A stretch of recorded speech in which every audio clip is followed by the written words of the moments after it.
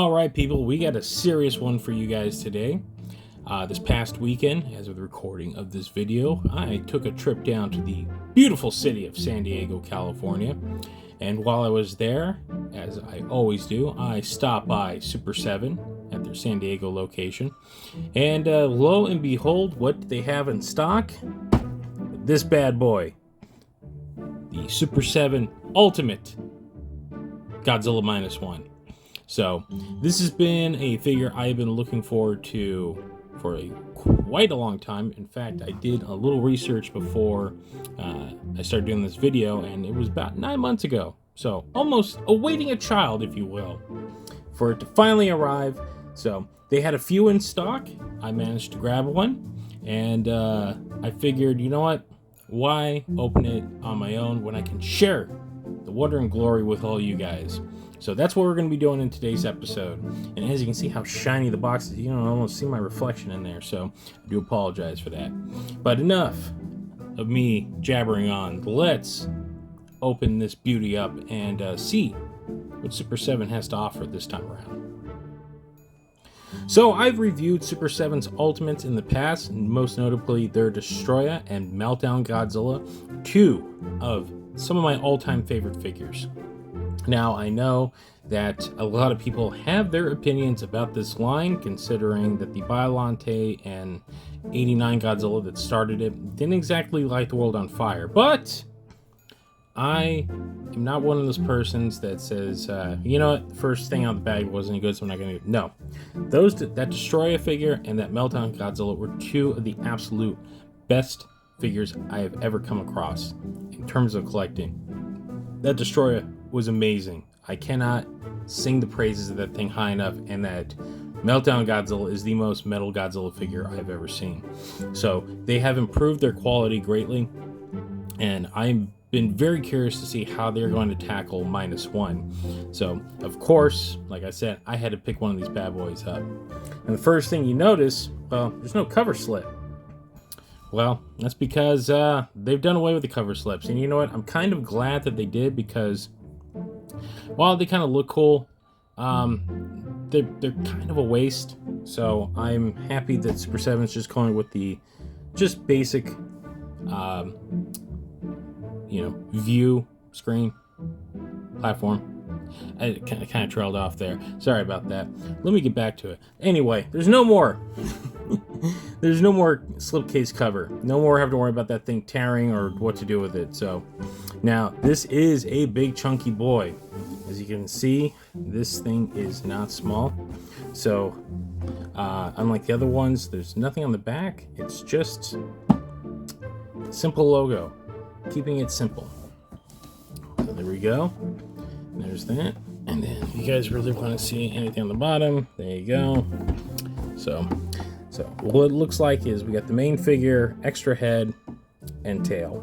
So after our normal box run through, let's crack this guy open. Really get into the nitty gritty of this figure. All right.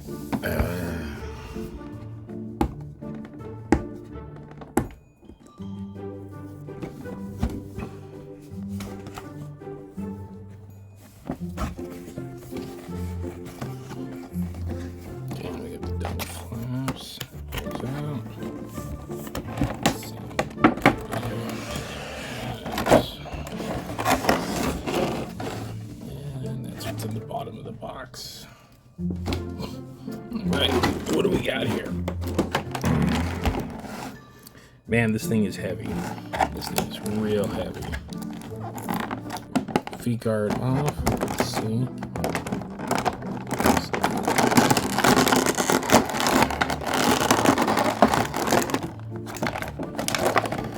All right, so he's completely strapped in. I'm gonna have to come back. So when we come back, he'll be completely out. All right, to be honest, after about 10 minutes of trying to untangle those damn twist yarns, got the guy out. So he comes in 3 pieces: tail, main body, where he's looking to fight the power, and an alternative head. So no other accessories. That's about it, which is not uncommon with some of these figures. I believe the Meltdown Godzilla only came with an extra head, although that one's head was a full Godzilla skull, so it was pretty metal. Oh, this is a thick boy. Man, he is heavy. He's got some heft. So now we just have to assemble him, and then we can check it out. And the dreaded... Yeah, you're gonna have to get the air dryer out. Actually, well, let's see. We need the air dryer now. All right, so let's do this. See if it'll just snap right on in.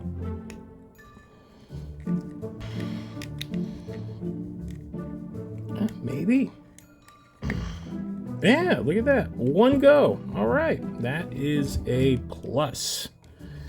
So, all right, here he is, fully assembled. Like I said, this is a big boy, and my goodness, the attention to detail on this one is exquisite. I got to give Super 7 props because this is arguably their best looking figure thus far in this Ultimate line. I mean, the detailing is quite incredible. Let's go handheld here for a second. As you can see, the incredible detailing in the sculpt right there. All of the little bumps, the scales, the spines are very well detailed. And again, my only qualm with the -1 design in general is the lack of white on the spines, but you know, that was a call that the director made. So but overall, I do love this look. It is a nice kind of combo of Heisei and a little bit of the legendary one with elements of the classic Showa era. So he's a nice hologram. I still prefer his, as you say, prototype model, which is the ride, but -1 is still a very cool design. So let's look at the head. As you can see, the detailing alone on the head is wild.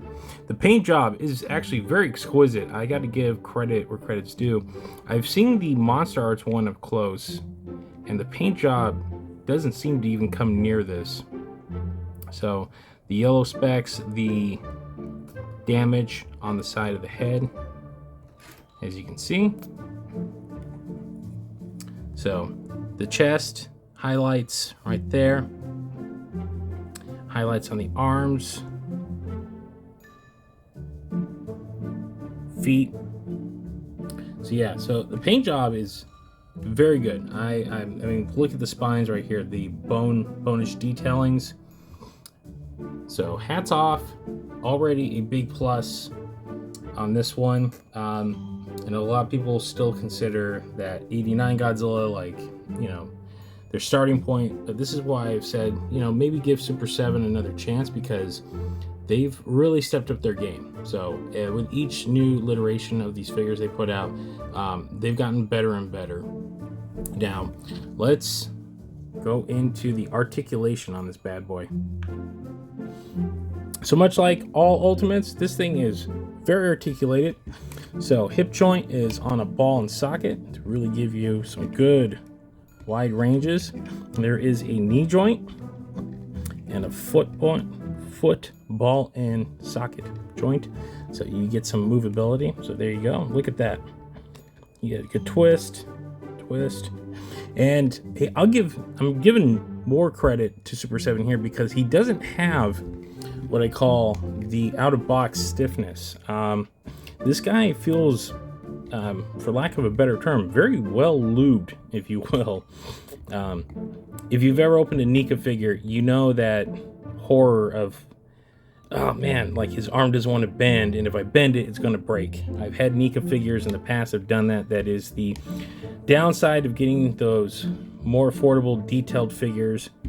That, well, the mobility isn't the best. QC on some of the Nika stuff has been, yeah, dire, if you will. So there is right here upper body. So it seems he's got a bit of a, it's almost like an O-ring action. so you can't really twist too much. I feel like I'm gonna snap something if I do, but you get sway from side to side. His tail is massive, so if the proportions of the camera off, I do apologize. I'm trying to keep this in frame. Shoulders, good ball and socket, as you can see. Bend at the biceps. There is a full movement at the elbow that also swivels. Hand as well. See the hand. Hand does not move up and down, but left to right. So very good. As you can see, you get a very disappointed Godzilla pose. Like, what's going on here? The neck is on its own. It's got its own back and forth swivel, much like the upper torso. Also, you can get a full spectrum swing and the head as well. So you get some movement up and down, left to right, but very good, actually, all things considered. You get a very good range on this. I'm digging the range because now you get some really good poses out of this. So let's look at the tail, which is its own separate entity. So as you saw, I put it on there at the beginning of this video. So you get a good swing. It is segmented. So as you get further down, the tail does become much more fluid. Actually, as you can see, very good serpentine fluidity to it. The tail is very fluid. So it's got 1, 2, 3, 4, 5, 6 segments to it. So you can go, and it does look like it holds up pretty well. So you get a good dynamic range of poses, if you will.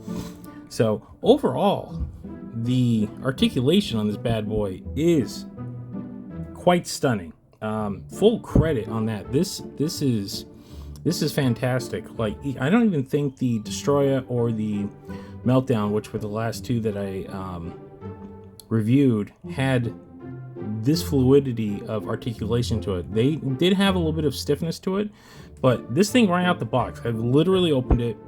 There's none of, like I said, none of that plastic, stiffness that you feel like the joints are going to break. This is a very fluid figure, and I'm quite pleased and slightly astonished by how well it moves. So for the price I'm paying, I'm digging this very much. So we do have one thing left. That is the alternate head. So let's swap this bad boy out, see how easy that process is going to be, or how hard, and then see how it looks. All right, let's see if we can do this. Don't break anything. Okay, that came off.